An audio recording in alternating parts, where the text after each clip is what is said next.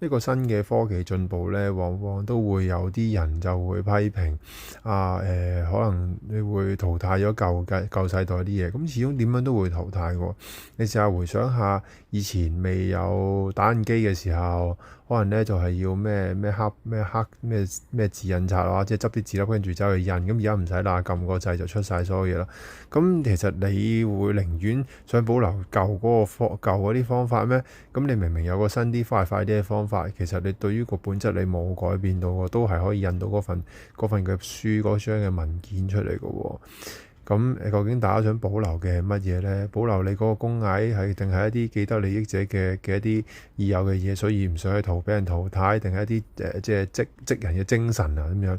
咁我覺得呢啲位你就要取捨咯。咁你究竟你係面向想個世界向前行，定係要有保留呢？我覺得又唔係話要排佢嘅。